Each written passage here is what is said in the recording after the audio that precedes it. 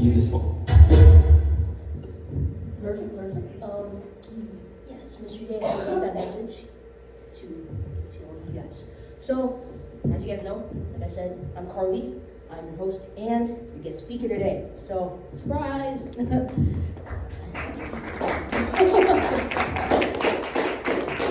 Alright. So, as we all know, the year started, and I'm assuming that most of you guys are in high school, are also going to be here, and you guys have all taken finals, right? Yeah.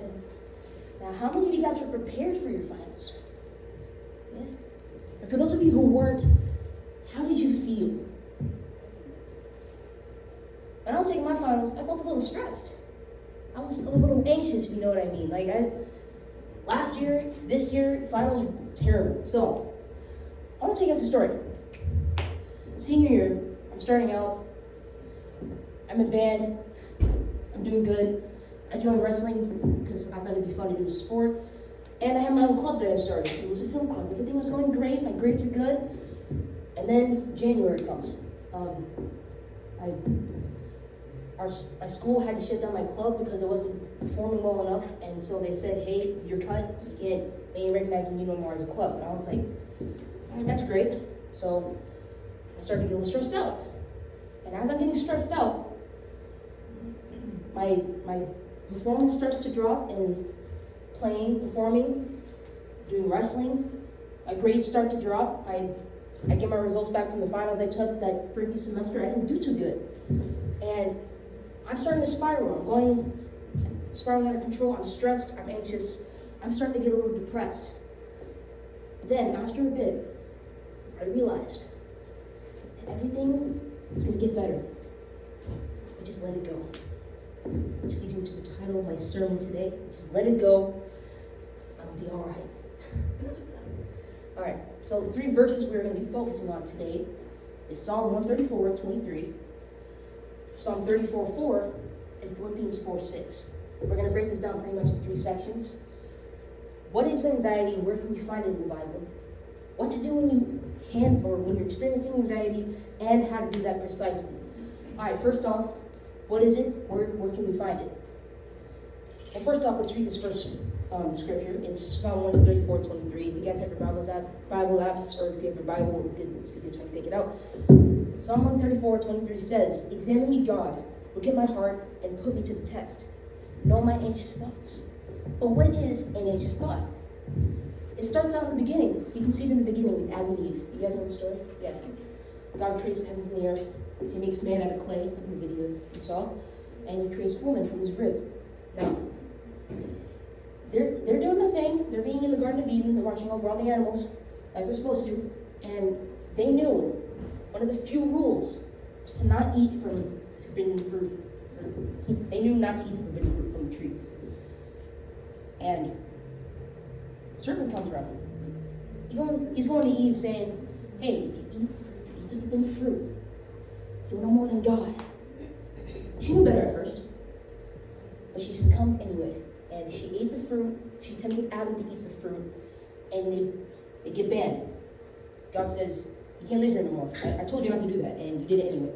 So they get kicked out of the Garden of Eden, and he makes the serpent that tempted them, he takes away the serpent's legs. He can no longer walk. He now has to crawl for the rest of his life. Now, I don't know about you guys, but if I were me, if I were to no longer be able to live a perfect life in a place where I had everything handled for me, I'd be a little stressed out. That is an anxiety-inducing situation. When Eve was faced with that choice by the serpent, she was faced with a pretty anxiety-inducing situation. She could have, it's pretty much life or death, and that's what it was. She chose death. That is stressful. Even the serpent could have felt stress, anxiety when he lost his legs. I'd be pretty freaked out. Another example is in the book of Esther, actually. Esther and Mordecai, you know the story of that one, in case you don't. So there's this girl named Esther, of course, and her uncle Mordecai. They're living in Persia, and the king's coming around. He lost his, I think his wife is cheating on him, something like that, and so he needs a new queen. She's going around the whole land trying to find a new queen, and he chooses Esther. Esther didn't want to be queen in the first place, but she did it anyway because she knew that God had a plan for her. And a little time goes by, she realizes that Haman, he has a plan to kill all the Jews in the area. And of course she didn't want her whole family to die. She's Jewish, her family's Jewish. She didn't want that to happen. So she is faced with an anxiety-inducing situation where she has to choose between having her whole family be genocided, however, whatever that word is, they're all killed, and having to face the king and risk her life being lost. That stressed me out. Now, even Jesus was anxious. You can see in Mark, actually, Mark 14, 32 to 34. They're in Gethsemane, I think that's how you pronounce it. And he told his disciples to stay there, stay where you are. I need to talk to Peter, John, and James. Those are his most trusted disciples. And he was saying, I am in distress. I am stressed out. He was stressed out because he was in a place that he knew people hated him. He knew that was the place he was eventually going to get crucified at. He was going to get humiliated. He would have to drag that cross all the way up to the hill he was crucified at. So he, understandably, was stressed out. So nobody is exempt from it. Jesus himself felt anxiety. You can see it all over the Bible, but those are three of the main examples that I have. All right, now, what do you do when you're faced with anxiety? If you look here at Psalm 34:4, it says, I sought the Lord, and he answered me. He delivered me from all my fears. Let's look what that means. Psalm 34, can anybody tell me who wrote pretty much most of the Psalms? No. Anybody? No? David, who said that? I did. That's correct, good job. Yes, David wrote a lot of the Psalms, including this one. He wrote Psalm 34. Now, during this time, him and King Saul were pretty much best friends. David would play for him. Saul loved it. And once he realized that David was getting really successful, King Saul grew jealous. And he said, I don't like that. I'm gonna kill you. I don't enjoy that. So, of course, David couldn't stay there much longer. He had to leave. And as he was leaving, he had to go stay at the enemy's territory with the Philistines. He didn't want to go there, well, first off, because they're enemies, and second off, he knew that he would probably get recognized, because by this point, David had already killed Goliath, and he was doing some pretty good stuff with his military, so he already knew that he'd probably get recognized. But he went anyway, because he did not want to get killed. Now, he gets there, and what happens? He automatically gets recognized. The people take him to their king, and his king is contemplating on killing him or not. And so what he does is that he seeks the Lord, and he comes up with a plan. He starts to act insane. He starts to act crazy. He goes crazy. The king's like, okay, what's this dude doing here? Get him out of my face. And so he leaves, and he goes to stay in a cave. And he makes it out alive. He stays in a cave. And then he wrote Psalm 34 in this cave, and he probably read it to other people who happened to be staying there. So, what I'm saying is that he was faced with a whole lot of stressful situations where he could have been killed. But he knew that he had to seek out the Lord, and he would take away all his fears. That's what you need to do. You need to seek out the Lord, and take all his fears away from you. All your fears from you. Now, you're probably wondering, how do you do that? How exactly do you seek out the Lord? How do you do that? First off, what you gotta do is you gotta find the root of your feelings. You can't exactly go to God about your feelings when you don't even know how you're feeling. So first off, you can break this down into 5 simple steps. The first one being examining your feelings. How exactly do you feel? Do you feel sad, anxious, depressed? How do you feel, and where do you feel it? Where in your body do you feel that feeling? Like for me personally, when I'm anxious or stressed out, I feel the sinking feeling in my stomach and it won't go away. Some other people feel nauseous. Some people get physically ill when they don't feel when they're not in the right headspace. Now, do you have any urges to suppress this feeling? Why do you have trouble talking about it? A lot of people do have trouble talking about their feelings because a lot of the time it stems from childhood, really. Let's say you're like a little kid and you ask for this toy and your parents are like, okay, we'll get you this toy. You're excited, you're waiting for that toy to come because you've been doing good, you've been getting all good grades in first grade, let's say you're in, and you're excited for that toy. But then your parents say, oh, actually you can't get that toy for you. Never mind, I'm sorry. You'd be understandably upset, right? Yeah, I'd be upset. And you try to show that emotion the best you can. But it's not very good because you're a little kid. You don't know how to healthily express your emotions. And so when you try to express these emotions, a lot of the times your parents punish you. Stop crying, so you something to cry about, stuff like that. Stop crying before whooping, stuff like that. You're not able to. You're taught at a very young age to suppress those feelings. And so a way you can learn how to do that is you got to start. First off, you got to start by practicing sharing your emotions. Talk to God. He can help you with that. And yeah.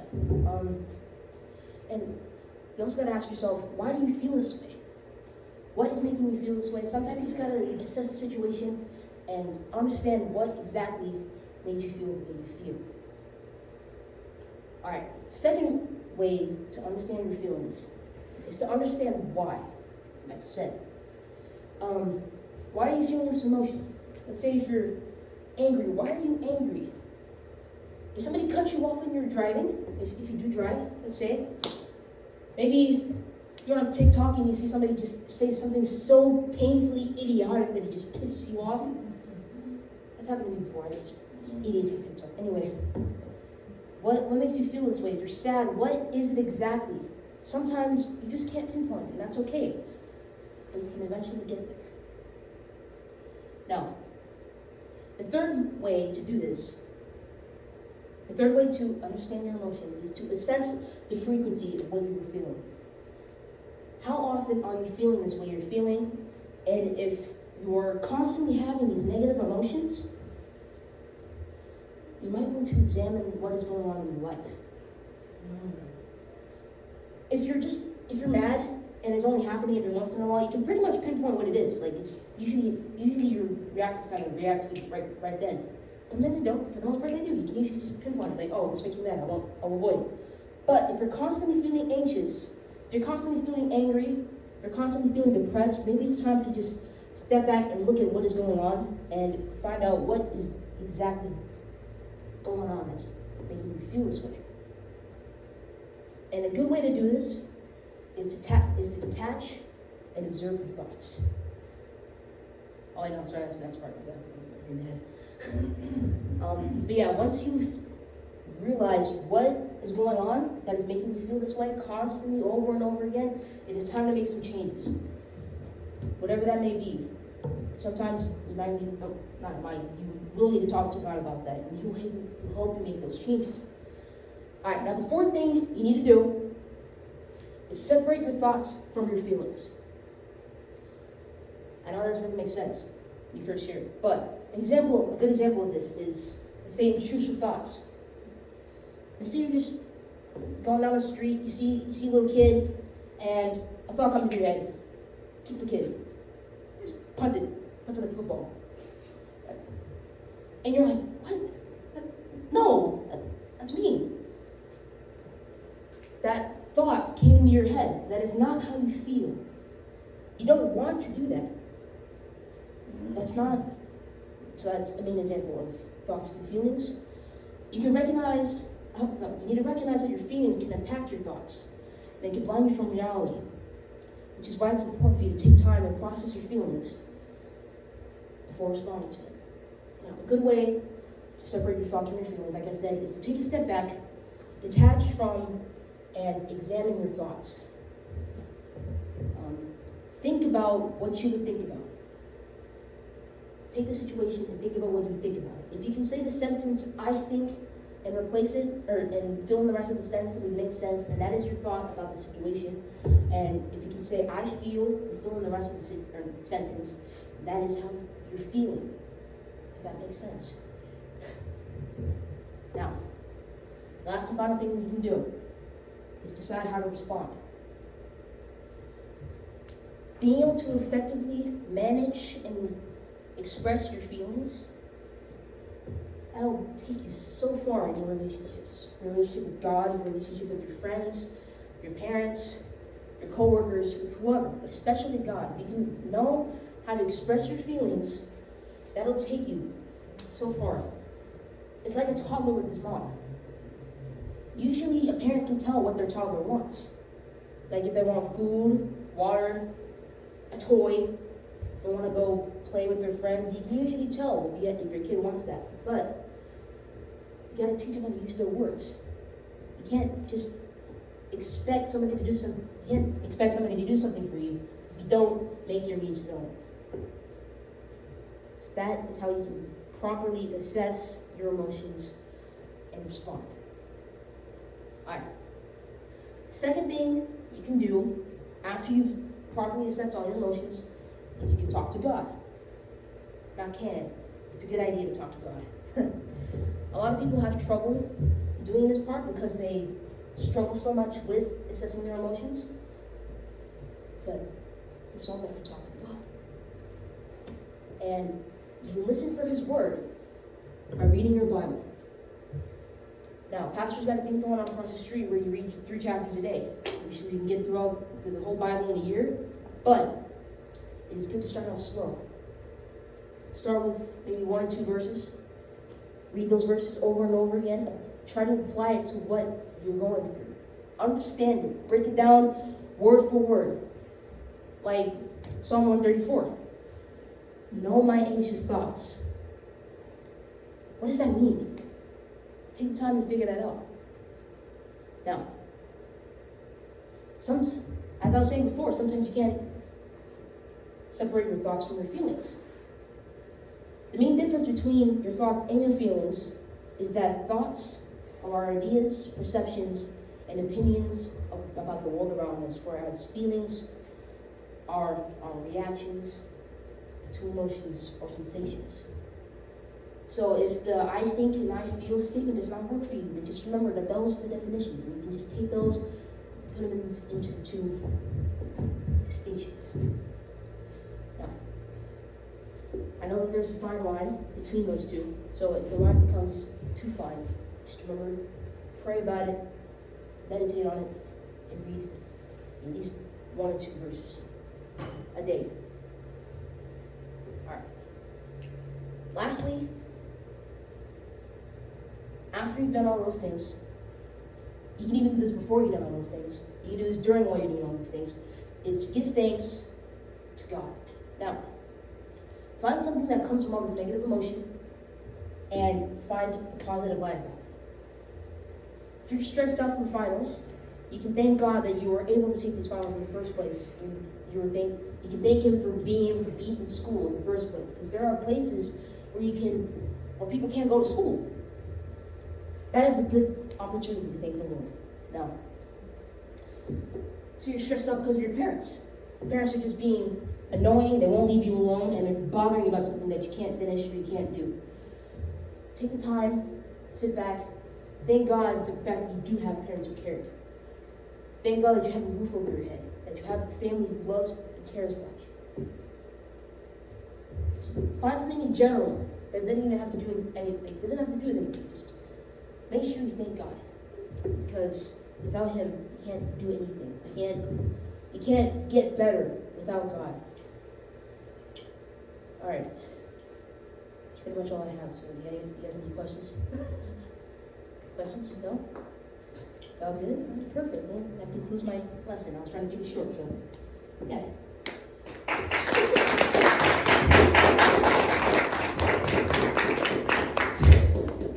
So as you guys can tell, I don't do that very often. This is kind of a new thing.